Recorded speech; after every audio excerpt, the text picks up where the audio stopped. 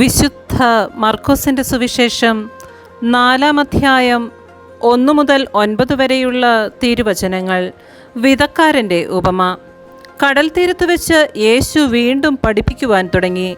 വളരെ വലിയൊരു ജനാവലി അവന് ചുറ്റും കൂടി. അതിനാൽ കടലിൽ കിടന്ന ഒരു വഞ്ചിയിൽ അവൻ കയറിയിരുന്നു. ജനങ്ങളെല്ലാം കരയിൽ കടലിനഭിമുഖമായി നിന്നു.